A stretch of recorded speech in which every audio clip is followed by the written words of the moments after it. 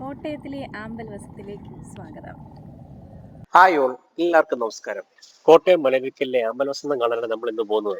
ഞാൻ ചങ്ങനാശ്ശേരിയിൽ നിന്നാണ് പോയത്. ചങ്ങനാശ്ശേരി ഭാഗത്തു നിന്ന് വരുന്നവർക്ക് കോട്ടയം കുമരകം മലരിക്കൽ വരെ പോകേണ്ട ആവശ്യമില്ല. നാട്ടകം കരിമ്പിൻ ഹോട്ടലിന് എതിർവശത്തായിട്ട് ഇങ്ങനെ ഒരു ബോർഡ് നമുക്ക് കാണാം. ശ്രദ്ധിക്കുക, പള്ളം കരിമ്പിൻകാലയല്ല, നാട്ടകം കരിമ്പിൻ എതിർവശത്താണ് ഈ ബോർഡ് ഉള്ളത്.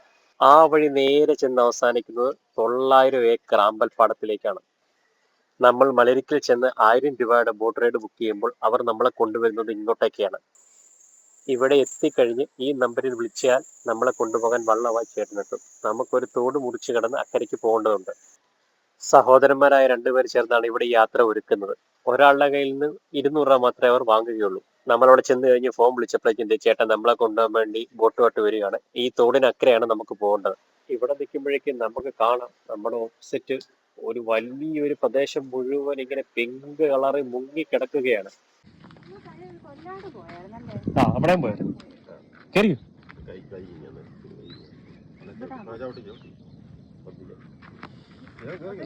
കേറിയോ കാല അത്തു.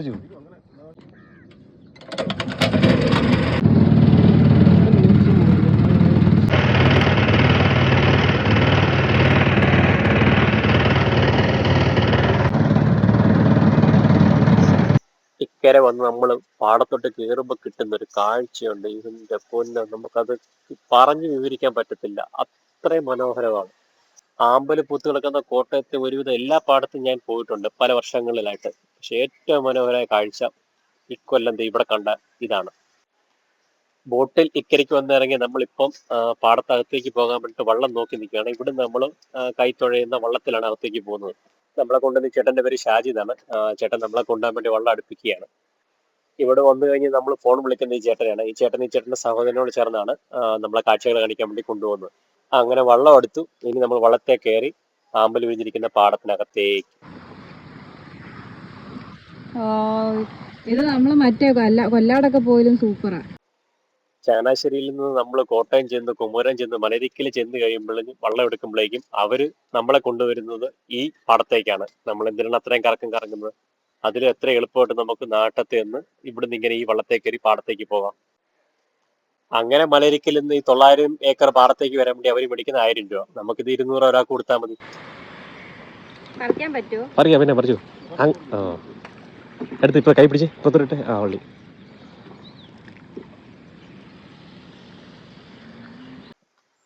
മലരിക്കൽ ചെല്ലാതെ ഇവിടെ പോയാൽ മറ്റൊരു പ്രത്യേകത കൂടിയുണ്ട്. ഇവിടെ നമ്മൾ മാത്രമേ ഉള്ളൂ, വേറെ ആരുമില്ല. ഈ പ്രദേശത്ത് ഇവര് മാത്രമേ വള്ളം ഇറക്കുന്നുള്ളൂ. അതുകൊണ്ട് ആ പാടത്ത് നമ്മൾ മാത്രമായിരിക്കും.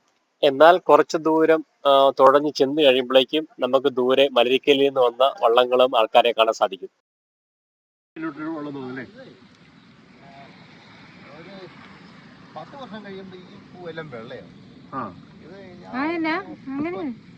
ഞാൻ എന്റെ കൊച്ചിലൊക്കെ ഇത് വെള്ളയായിരുന്നു. അല്ല, വെള്ളയാമ്പല് വേറെ ഉണ്ട്. ഇത് വേറെ സൈസ്. ചില പൂ ഒത്തിരി വർഷങ്ങൾക്ക് മുന്നേ വിരിഞ്ഞതില്ലേ, ഈ റെഡിന് മാറ്റം വന്ന് വെള്ളയായി വരുന്നു. അല്ല, അത് വേറെ ഇനം, ഇത് വേറെ ഇനം, അങ്ങനല്ലേ? അല്ലാതെ 3-4 ഐറ്റം ഉണ്ട്. ഇത് കണ്ടോ, ഇതിപ്പോ 2 വർഷം. നമുക്ക് കയ്യിൽ പിടിച്ച് ഫോട്ടോ എടുക്കാൻ വേണ്ടി ചേട്ടൻ കുറെ അധികം പൂ പറിച്ചൊരു കെട്ടാക്കി ഒരുക്കുകയാണ്. എത്ര സമയം വേണേലും നമ്മൾ അവിടെ ചെലവഴിക്കുന്നതിന് അവർക്ക് ഒരു മടുപ്പുമില്ല. അവരെല്ലാ കാര്യത്തിലും നമ്മളോട് സഹകരിക്കും.